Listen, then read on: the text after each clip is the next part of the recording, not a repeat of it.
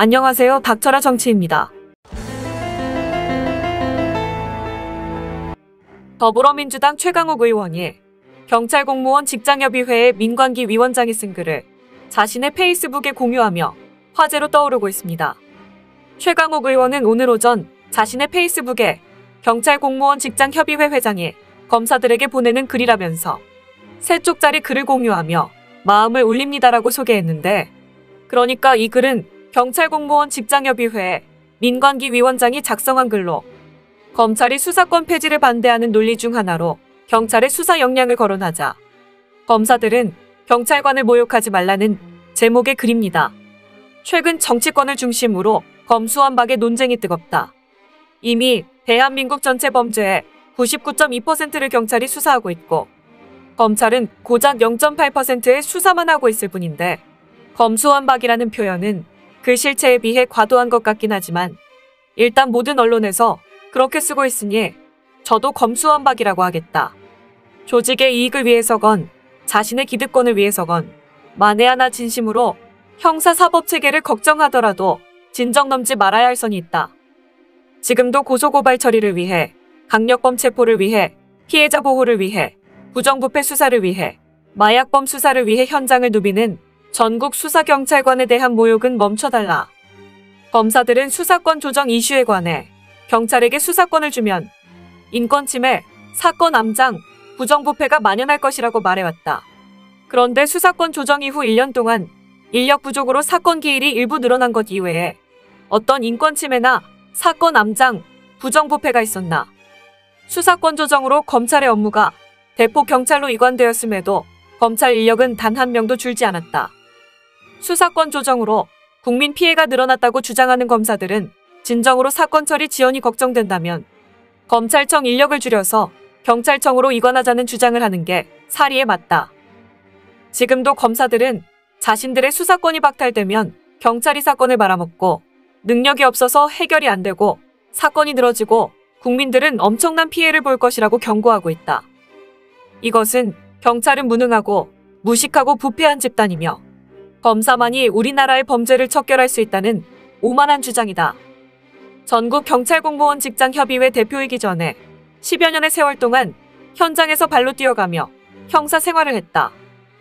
이제 퇴직을 얼마 남겨놓지 않아 평생 처음으로 검사들에게 한마디 하겠다. 더 이상 현장 경찰관을 모욕하지 마라. 매년 수십 명의 경찰관이 피의자가 휘두르는 칼에 찔리고 국민 생명을 구하기 위해 물에 뛰어들고 112 신고 처리를 위해 긴급 출동 과정에서 교통사고로 병상에서 사투를 벌이고 있다.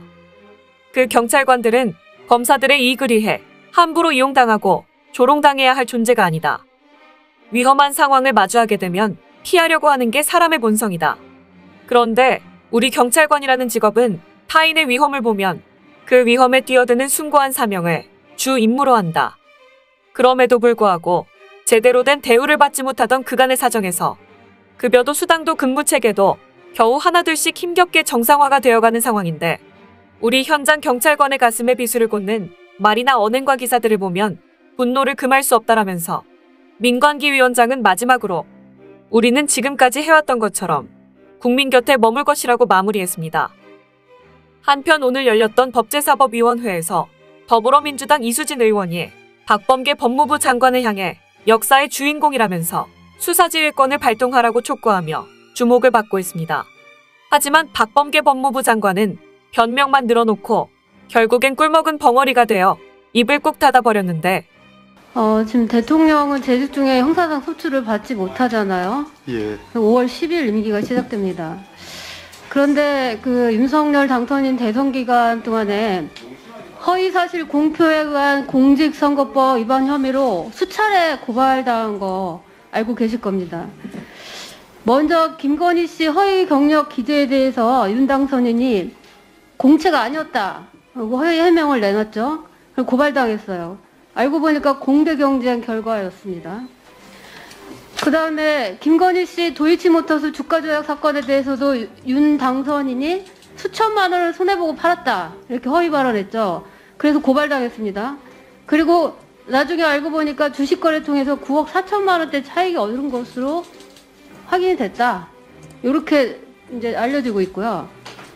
또한 윤 당선인 부산저축은행 사건 봐주기 수사 의혹에 대해서 윤 당선인이 일반 PF 대출은 수사 대상이 아니었다. 그래가지고 그 봐주기 수사를 한 거에 대해서 그런 식으로 변명을 했습니다. 근데 이것 역시 사실과 다른 것으로 나타났습니다.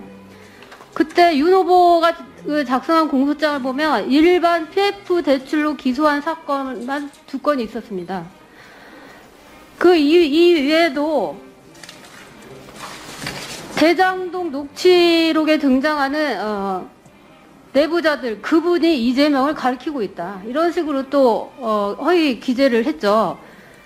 나중에 알고 봤는데 그 사람은 모 현직 대법관이다. 이렇게 알려지고 있었습니다. 제가 법률가로서 여러 가지 그 간접 사실들을 종합해 보면 저는 충분히 고의성이 다분하다고 보여집니다. 그래서 국민 모두가 요구를 하고 있습니다. 만약에 거짓말을 해서 국민에게 의사 판단할 때 거짓 정보, 거짓말을 해가지고 판단을 흐리게 해서 대통령만 되면 공직선거법 수사를 안 받아도 되는 겁니까? 그건 아니잖아요. 공직선거법이라는 게 허위사실로 유권자의 판단을 흐리게 하면 안 된다. 흐리게 한 거에 대해서는 그 누가 돼도 대통령으로 당선된 자라도 선거법 위반으로 수사하고 기소돼야 되는 거고 대통령 재직 중에 재판을 받게 해야 됩니다. 이게 법이 말하는 공직선거법의 정신입니다. 거짓말하고 해서 유권자들에게 잘못된 정보를 주고 판단을 잘못하게 해서 대통령이 됐습니다. 그러면 그 공직선거법 위반으로 수사도 안 받고 기소도 안 받아요. 정의가 죽은 거죠. 그래서 이 정권 교체기에 법무부 장관님께서 아주 지금 힘든 상황이긴 합니다만은 정의를 살려야 됩니다. 그러면은 적어도 윤석열 당선인이 다른 범죄는 몰라도 공직선거법 위반만큼은 수사를 해서 기소를 해줘야 됩니다. 왜냐하면 일반 많은 국민들이 윤석열 당선인이 대선 기간 동안 거짓말한 거를 수차례 다 보고 다 인식을 하고 있습니다. 법무부 장관님께서 수사지휘권을 행사를 하셔야 됩니다. 그런데 아까 말씀하신 것처럼 김호수 검찰총장이 이 공직선거법 위반 사건을 수사하고 기소할 가능성이 있어 보입니까? 좀 어려운 질문이십니다. 그런데 당연히 어렵죠. 어려운데 지난 대선은 법조 대선으로 불러졌습니다.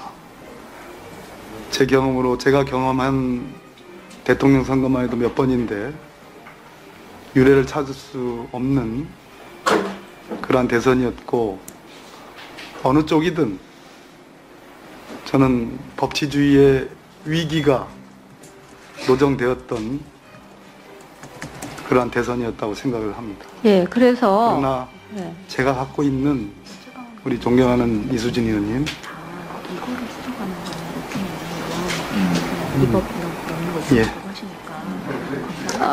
이 공직선거법 위반 사건만큼은 우리 법무부 장관님께서 수사지휘권을 행사를 하셔서 국민이